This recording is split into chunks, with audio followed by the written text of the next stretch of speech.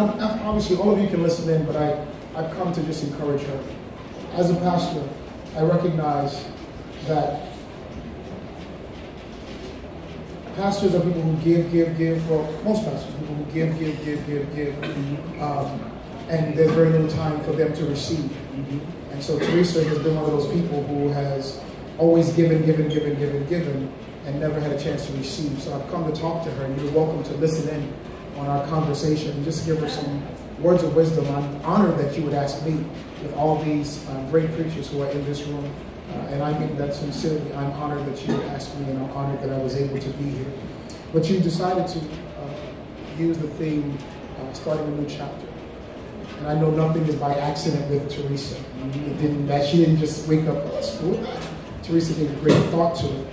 I'm one of those people who does not like to write. I don't enjoy writing. I don't like the process of writing. And so I have begun several books. Started. Great idea. But once you get in the process of writing it, I don't enjoy it. Right. I just don't enjoy it. I can write. I don't like the process of it.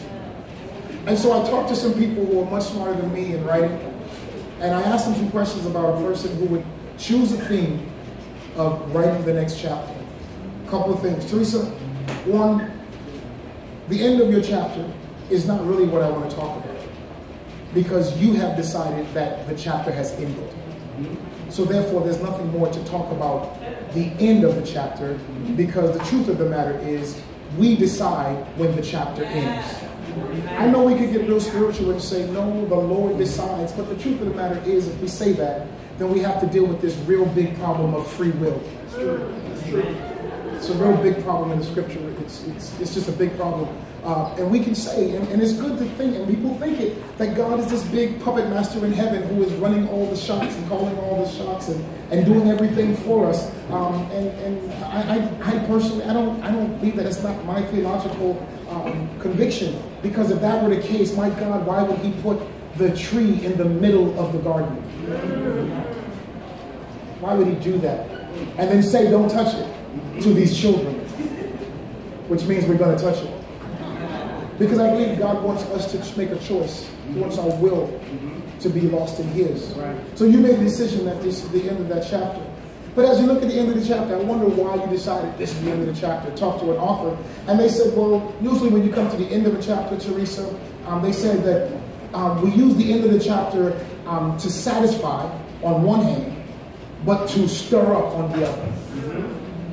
They said we use the end of the chapter to say, this was satisfying about what we wrote. But if I want people to be engaged in the next chapter, I need to stir them up with some things at the end that will cause them to look forward and say, I can't wait to turn the next page. They said they'll use that chapter, the end of that chapter, as a cliffhanger. I got my eyes right on you, like straight on you. They will use the end of the chapter as a cliffhanger, trying to get people to move forward into the next chapter with them. Because a good chapter doesn't mean anything if nobody reads the next chapter. We all have great chapters. We all have things that happen in every chapter we've written. But if life is not over, you certainly want your friends and your family to join you in the next chapter. And so I believe that God allows some stirring at the end of a chapter. I believe that's how we know we're coming to the end of a chapter. It's some stirring. It's some frustrations. It's some, if I was to be real churchy in here, it's some holy indignations. It's some, all of a sudden, I don't like the way this has turned out. All of a sudden, we start getting a little, vocal and saying, I don't deserve that. I think that when we find our voice and decide what we deserve and what we don't deserve, I think we're ready for the next chapter. Until we make up our mind, Teresa, that this is who I am, and this is who God has made me, and this is what I deserve, and this is what I do not deserve. I have learned, Teresa, that when you're deciding on the next chapter, you must decide who will go with you in the next chapter. There are some characters, how about we just forget about the paper? There are some characters in the last chapter that God allows to be in the last chapter.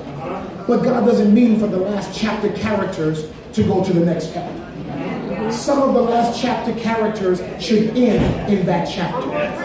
They've had their time. They've had their throne. That's their chapter. That's where they end. And it's okay for you to move on and say, just because that's the end of your chapter, it's not the end of my chapter. I choose for this to be the closing and for us to begin a new chapter. So now that we've closed the chapter and you've made a decision that this is not where I want to be, this is what I want to be, you made a decision about who you are, you made a decision about what you deserve, and I think that is extremely important. One of the mistakes we make in church, Teresa, one of the mistakes we make in church is we teach people that false humility is godly. I almost feel like talking now. We teach people that false humility is godly. And the truth of the matter is, Teresa, false humility is a lie. There's nothing godly about it. It's a lie.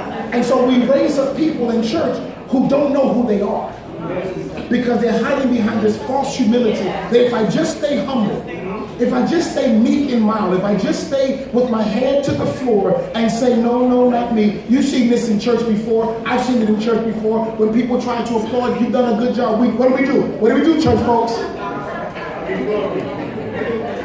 Oh, church, y'all don't wonder. To God, this is for God. And I get that, and I understand why people do it. But the truth of the matter is, when God wants to get something done in the earth realm, he uses people.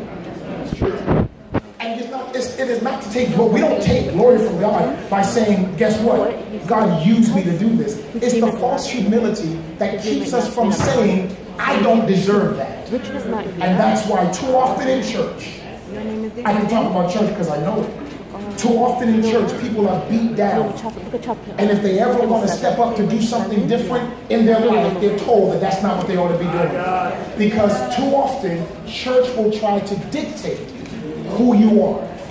And they do it with titles. We do it with accolades. We do it with how can I keep you in this position.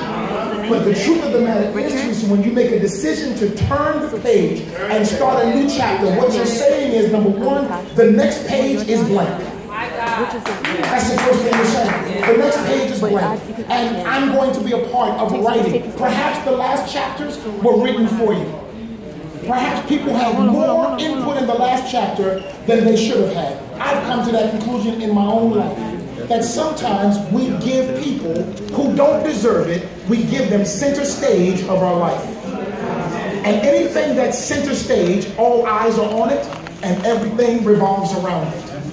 And I've decided, as I pray you will decide, that there are some things, some people, some attitudes, some places, some mentalities. I'm not just going to give them, I'm not going to give them center stage, I'm going to give them no stage. It's my stage. I know this might sound arrogant talk, but the truth of the matter is, if we know who we are in God, if we really read about this Jesus we worship and this Jesus that we talk about, I've been reading the scripture, and I'm looking for this meek and mild Jesus that we preach about. I don't see him. I see a Jesus that is turning upside down the economic center of that country. He's turning upside down the religious center of the country. He is telling them, you are whitewashed sepulchres, which is the equivalent of saying in our language, bump you. That was in my church. I might have gone all the way with it. Jesus antagonized them. Jesus pushed them. Jesus would not stay in his place. But we teach people to do that. As part of writing your chapter. The hardest part of writing anything, Teresa, is the editing. Man, oh man. Boy, I think it's illegal, but man, in school, I would have just paid somebody to do all that stuff. I probably would have got kicked off for plagiarism or something, but I'm telling you, the hardest part is editing. And I asked a question to an editor. Why is this so hard? Well, here's what the editor said. The editor said, look at all the research I did for your book. And I know 2 of the questions to your favorite stuff. Just remember that when my birthday comes around. The editor said, the reason that editing is hard is because you're editing out yourself. And you're editing out your propensity to make the mistakes over and over again. Explain. She says, if you have an issue with using too many commas, then you won't see that you're using too many commas. So when you're editing the first round, you might remove 1 comma, but you still got 13. And you only need 4. And so you edit again and say, oh, I don't need this comma. And all you're doing is you're editing out your propensity to make the same mistake over and over again. And so here's what I've learned. I've learned that if you're going to get something done with writing, and if you're really not good at editing because you can't see yourself, because you're not used to being celebrated, and you're not used to knowing this is what I enjoy and what I don't, then it's good to get someone else to do the editing. Because they have no dog in the fight. They're not trying to make you, this is what it is, you said this, what did you mean? And I think that your editor ought to be God. It ought to be God. Because God can look at what you write for the next chapter and say, T, now I like this, but I really like you to put a comma here because there's not a period. And you might say to the editor, because the writer and the editor fight all the time. You might say to the editor, but that doesn't get across the point I'm trying to make.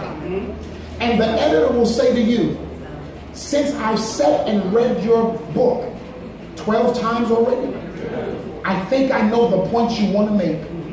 And you want this to be an end, but I think there's power for this to be a continuation. And the editor will say, take out the period and put in the comma.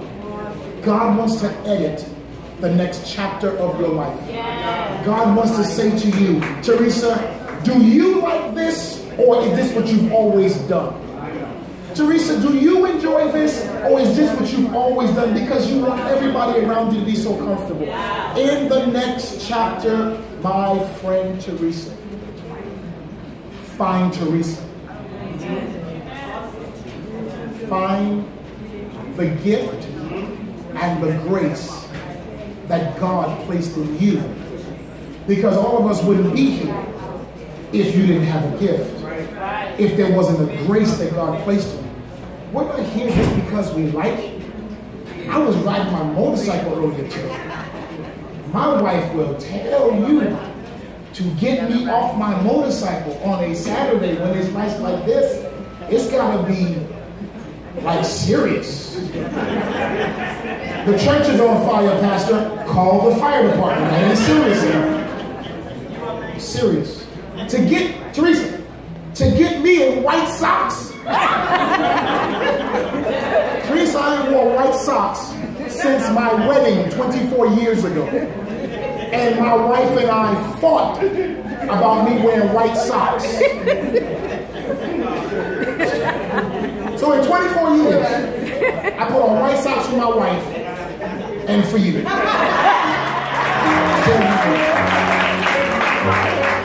I love you. You have so much to offer in here. I've watched you not allow anything to stop you or slow you down.